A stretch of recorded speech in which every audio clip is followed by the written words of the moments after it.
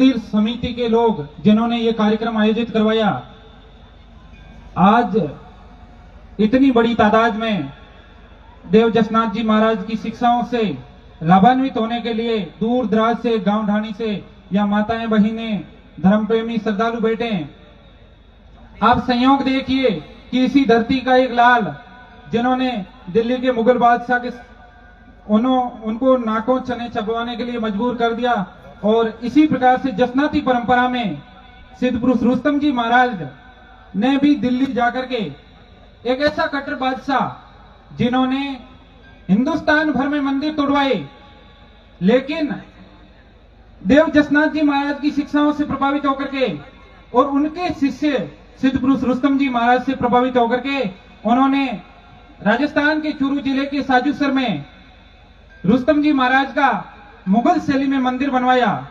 वो आज भी इस बात की गवाही देता है कि हमारी सनातन संस्कृति कितनी प्रबल है। उसके अलावा देव जसनाथ जी महाराज की जो शिक्षाएं हैं, विश्व भर में किसी भी प्रकार की अगर आपदाएं, किसी भी प्रकार का संकट आता है, उसमें देव जसनाथ जी महाराज की शिक्षाएं हमें पथ प्रदर्शित करती है, हमारा पथ प्रदर्शन करती हैं, हमें कैसी भी परिस्थिति में हमारा मार्ग प्रशस्त करती हैं। देव जसनाथ जी महाराज की शिक्षाएं इतनी प्रबल हैं कि आज यहाँ जो शैक्षिक सम्मेलन हुआ था, शैक्षिक उद्बोधन हुआ था, यहाँ पे जितने भी बाहर से शिक्षाविद पधारे थे, जिन्होंने शिक्षा के क्षेत्र में या और किसी क्षेत्र में मानव को आगे बढ़ने के लिए उनके कुछ लक्षण बताए थे, तो मैं वो पूरा लाइव देख रहा था, तो उसमें मैंने वो सारी बातें महसूस की जो यहाँ पे उद्बोधन में बताई जा रही थी। वो हर एक बात देव जसनाथ जी महाराज की शिक्षाओं को छू रही थी। ऐसी कोई बात नहीं थी जो देव जसनाथ जी महाराज ने नहीं बताई हो।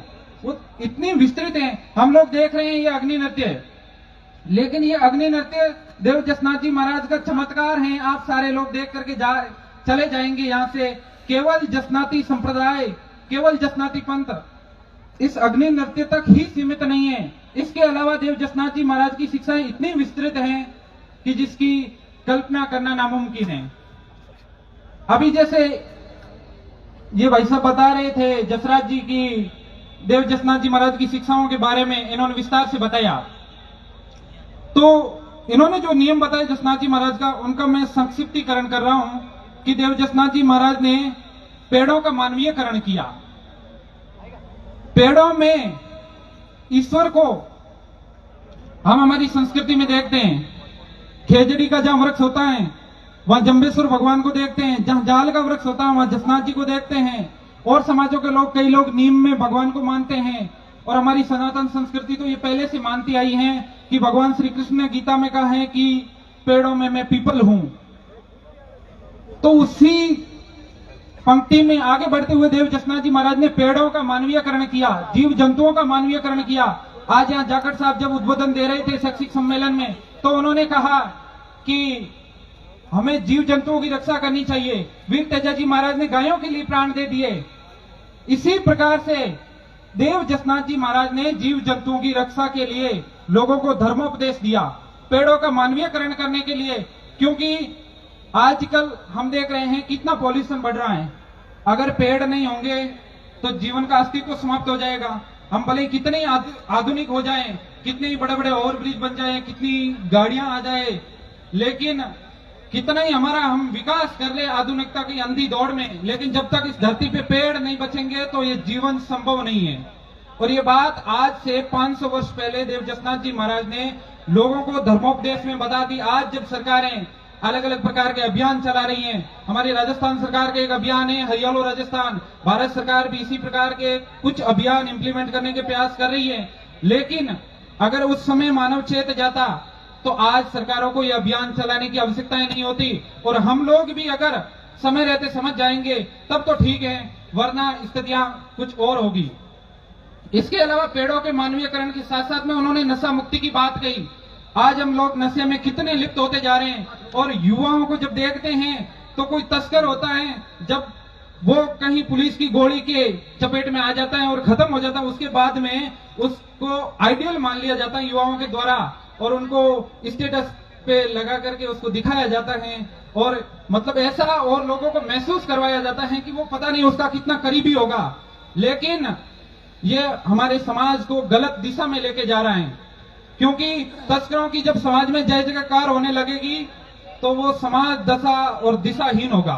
तो देव जसनाथ जी महाराज ने आज से वर्षों पहले ये बात बता दी थी कि नशा नाश का कारण है, और उसी परंपरा में बहुत सारे महापुरुष हुए जिन्होंने अलग अलग बातें कही। किन्हीं महापुरुषों ने कहा कि तंबाकू का पान नहीं करना चाहिए, तंबाकू के पान से जीव दशा ये हो, समझ तंबाकू छूगली, कुतो न खावे काग, ऊंट टाट खावे नहीं, गजब नहीं खाए गधेड़ो। तो देखिए महापुरुषों ने ये बताया कि जब पशु ही नहीं खाते हैं तो हम तो भला मनुष्य हैं, ईश्वर ने अपने जैसा देह, अपने जैसा शरीर अपने को दिया है, तो शायद हमें इस नशे से दूर रहना चाहिए। और तीसरी बात उनकी शिक्षाओं में शुचिता की है, साफ सफाई की है।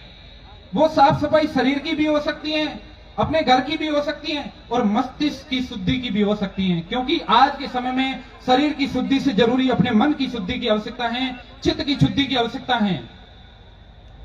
क्योंकि अभी ये वैसा बता रहे थे कि हमें कहीं जाने की आवश्यकता ही नहीं, अगर माता पिता की सेवा करेंगे, परिवार में अच्छे तरीके से रहेंगे, देव जसनाथ जी महाराज की शिक्षाओं का पालन करेंगे, तो सारे तीर्थ धाम यही है।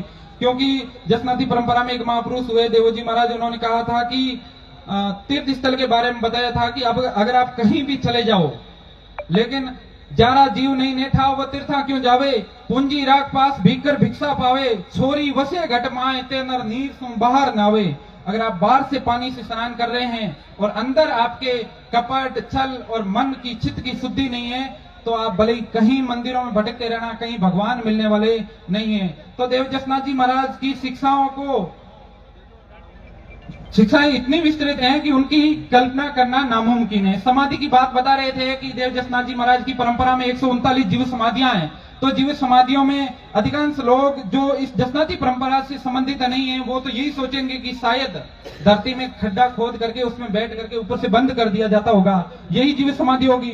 लेकिन ये तो आत्महत्या हो जाती है। हमारी जसनाथी परंपरा की, अपनी जसनाथी परंपरा की एक विचित्र बात है कि जो भी महापुरुष हुए, उन्होंने अपनी तपस्या के बल पे, अपने तपोबल से जमीन में बैठ करके या कैसे भी करके उन्होंने जो चमत्कार दिए थे, उसके बाद में उन्होंने समाधियां ली थी। उन्होंने जो परिचय दिए थे, लोगों को ज्ञानोपदेश दिया था, उसके बाद में उन्होंने समाधियां ली, और उनकी बातें, उनकी भविष्यवाणियां सच हुई थी, उसके बाद में उन्होंने जीव समाधियां ली।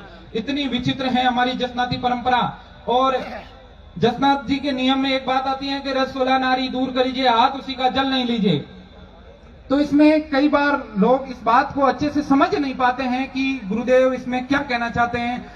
एक बार हम लोगों के बीच में बात हुई, तो किसी व्यक्ति ने कहा, किसी महानुभाव ने कहा कि ये ऐसे कैसे, ये तो महिलाओं का अपमान हो गया कि उसके हाथ का जल नहीं लिया जा रहा है। ऐसा नहीं है, क्योंकि जब स्त्री मासिक धर्म में होती है तो उससे भी पीड़ा होती है। दूसरी बात ये होती है कि बहुत सारी संक्रामक बीमारियां फैलने का भी डर रहता है। इस वजह से उनकी दूरदृष्टि देखिए आप। अगर महिलाओं का सम्मान या महिलाओं के सम्मान को ठेस ही पहुंचानी होती, तो देव जसनाथ जी महाराज ने तो अपने साहित्य में महिला सशक्तिकरण का बहुत अच्छा उदाहरण पेश किया है। आज जब मैं यहाँ सुन रहा था शैक्षिक उद्बोधन में, अदिति जी बेनीवाल जब बोल रही थी कि महिला सशक्तिकरण के बारे में, तो वो कह रही थी कि नारी शक्ति का अवतार है, नारी जन जन का आधार है, नारी के बिना कुछ भी संभव नहीं है। लेकिन देव जसनाथ जी महाराज ने आज से पहले, बहुत वर्ष पहले कह दिया कि दासी की प्रतिदासी कहिए ताकर मानो माई। मतलब दासी की प्रतिदासी होती है ना, उसको भी मां के सम्मान मानना चाहिए। तो इससे बड़ा महिला सशक्तिकरण का उदाहरण इस दुनिया में हो नहीं सकता। उन्होंने महिला की चेतना के लिए, महिला सशक्तिकरण के लिए इतनी बड़ी बात कह दी, क्योंकि दासी और उसकी प्रतिदासी होती है वो नैतिक दृष्टि से थोड़ी निम्न होती हैं। लेकिन उन्होंने कहा चरित्रवान व्यक्ति के लिए कहीं स्तर मायने नहीं रखता।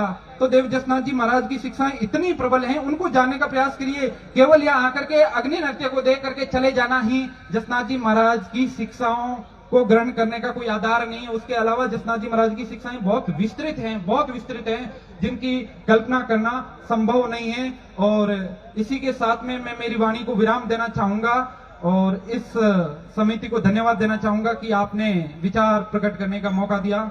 हरिओम। बहुत बहुत धन्यवाद।